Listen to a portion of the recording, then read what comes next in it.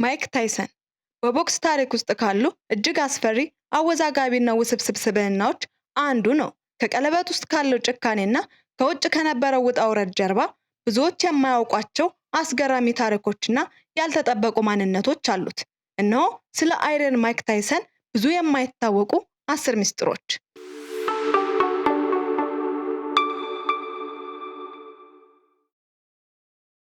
አንደኛ፣ ወደ ቦክስ የገባው እርግብን በገደለ ልጅ ምክንያት ነው። የማይክ ታይሰን የቦክስ ህይወት የጀመረው በንዴትና በበቀል ስሜት ነበር።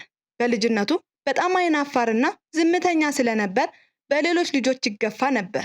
ታይሰን ከምንም ነገር በላይ እርግብን ማርባት ይወድ ነበር። አንድ ቀን ከትልልቅ ልጆች አንዱ ከእርግብ ቤት ውስጥ አንዷን እርግብ ይዞ አንገቷን ቀልቶ ገደለበት። ይህ ድርጊት በውስጡ የነበረውን ቁጣ ቀስቅሶ ለመጀመሪያ ጊዜ በህይወቱ ለአንድ ሰው በቡጢ መታው። ከዚያች ቀን ጀምሮ መደባደብ ተማረና በብሩክሊ ጎዳናዎች ላይ ስሙ መነሳት ጀመረ። ሁለተኛ፣ በታሪክ ውስጥ ብቸኛ ያልተከራከረ የሄቪ ዌይት ሻምፒዮን ነው። ብዙ ሰዎች ታይሰን ሻምፒዮን እንደነበረ ቢያውቁም በቦክስ ታሪክ ውስጥ ያስመዘገበው አንድ ልዩ ሪካርድ አለ። ማይክ ታይሰን ሶስቱንም ዋና ዋና የቦክስ ሻምፒዮንና ቀበቶዎችን WBA፣ WBC እና IBF በአንድ ጊዜ በመያዝ ያልተከራከረ አንዲስፒዩትድ ሄቪዌይት ሻምፒዮን የሆነ ብቸኛው ቦክሰኛ ነው። ይህን ያደረገው ገና በ21 ዓመቱ ሲሆን ይህም በታሪክ ውስጥ ትንሹ ሻምፒዮን እንዲሆን አድርጎታል። ሶስተኛ፣ የነብር ቤት እንስሳ የነበሩትና ከመካከላቸው አንዱ ጥርሱን ያወለቀበት መሆኑ ነው። ታይሰን በሀብቱ ጫፍ ላይ በነበረበት ወቅት ያልተለመዱና አደገኛ የቤት እንስሳት ነበሩት። ከነዚህም መካከል 3 የቤንጋ ነብሮች ይገኙበታል። ኬንያ፣ ስቶርም እና ቦረስ የተባሉ በቤቱ ግቢ ውስጥ ያቆያቸው ነበር። በአንድ ወቅት ከነብሮቹ አንዷን ለማቀፍ ሲሞክር ነብሯ በጨዋታ መልክ ጭንቅላቱን ነክሳው የወርቅ ጥርሱን እንዳወለቀችበት ተናግሯል። ይህ ገጠመኝ ዛሬ ላይ ሲያስበው ምን ያህል አደገኛና ኃላፊነት የጎደለው እንደነበር ያምናል።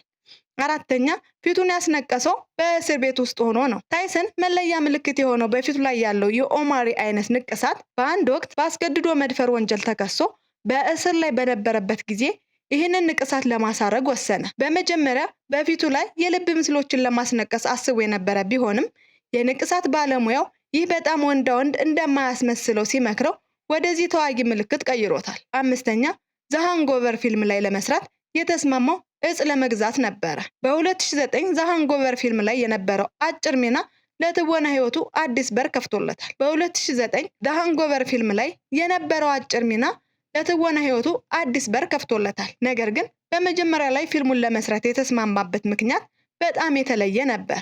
በወቅቱ ከባድ የኮካይን ሱሰኛ እንደነበርና ፊልሙ ላይ እንዲሰራ ሲጠየቅ ዋናው ዓላማው ከፊልሙ በሚያገኘው ገንዘብ ተጨማሪ እጽ መግዛት እንደነበረ በአደባባይ አምኗል። ነገር ግን ፊልሙ ከተሳካ በኋላ ያገኘው አዲስ ዝናና ተቀባይነት ከሱስ ለመውጣት እንደረዳው ይናገራል። ስድስተኛ፣ በአንድ ወቅት $500 ሚሊዮን ከሰራ በኋላ ሙሉ በሙሉ መክሰሩ ነው። ማይክ ታይሰን በስራ ዘመኑ $500 ሚሊዮን በላይ ገቢ አግኝቶ ነበር። በ2003 $40 ሚሊዮን በላይ ዕዳ እንዳለበት በማስታወቂያ ኪሳራው ባንክረፕሲ አወጀ። ንብረቶቹ የወርቅ መታጠቢያ ገንዳ ያለው መኖሪያ ቤት፣ አልማዝ የተለበጡ የእጅ ሰዓቶችና ውድ መኪኖችን ያካተቱ ነበር። ይህ ታሪክ ከሀብት ጫፍ ወደ ዜሮ መውረድ ምን ያህል ቀላል እንደሆነ ያሳያል። ሰባተኛ፣ በአሁኑ ሰዓት ቪጋን እና የተረጋጋ ህይወት የሚኖር መሆኑ ነው። ብዙዎች የሚያስታውሱት ያንን ቁጡና አውዳሚ ታይሰንን ነው። ነገር ግን ዛሬ ላይ ያለው ማይክ ታይሰን ፍጹም የተለየ ሰው ነው። ከ2010 ጀምሮ ምንም አይነት የእንስሳ ተዋጽኦ የማይመገብ ቪጋን ሆኗል። ይህ የአመጋገብ ለውጥ ከ100 ፓውንድ በላይ እንዲቀንስና ጤናው እንዲሻሻል እንደረዳው ይናገራል። ከቤተሰቡ ጋር ጊዜ በማሳለፍ የተረጋጋ ህይወት እየመራ ይገኛል። ስምንተኛ፣ በልጅነቱ ማንበብና መጻፍ አይችልም ነበር። ማይክ ታይሰን በልጅነቱ ከባድ የመማር ችግር ለርኒንግ ዲሳቢሊቲ ነበረበት። ይህም በትምህርት ቤት ውስጥ እንዲቸገር አድርጎታል። እስከ ወጣትነቱ ድረስ ማንበብም ሆነ መጻፍ አይችልም ነበር። ወደ ቦክስ ዓለም ከገባ በኋላ አማካሪው ከስዳማቶ ማንበብን አስተምሮታል። ዛሬ ላይ ታይሰን ስለ ፍልስፍና፣ ታሪክና ስነ ጽሑፍ በጥልቀት የሚያነብና የሚናገር ሰው ሆኗል። ዘጠነኛ፣ ስትሬት ፋይተር ቪዲዮ ጌም ላይ ያለው ገጸ ባህሪ በስሙ መሰየሙ ነው። በታዋቂው የስትሬት ፋይተር 2 ቪዲዮ ጌም ላይ ያለው ባልሮግ የተባለው ገጸ ባህሪ በእውነቱ የማይክ ታይሰንን ለመምሰል የተፈጠረ ነው። በጃፓን የጌሙ ስትሬት ላይ የገጸ ባህሪው ስም ኤም ባይሰን ነበረ። ይህም በቀጥታ ማይክ ባይሰንን ለማለት ነው። ነገር ግን ጌሙ ወደ አሜሪካ ሲመጣ ታይሰን በስሙ መመሳሰል ሊከሳቸው ይችላል በሚል ስጋት የገጸ ባህሪያትን ስሞች አቃይረዋል።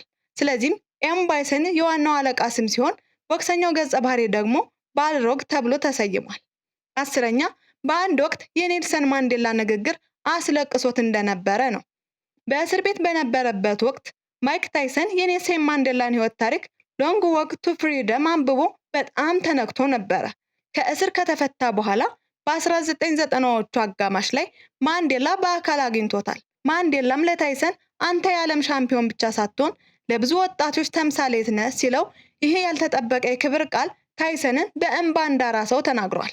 ይህ ገጠመኝ በሕይወቱ ላይ አዲስ አመለካከት እንዲይዝ እንዳደረገውም ያምናል።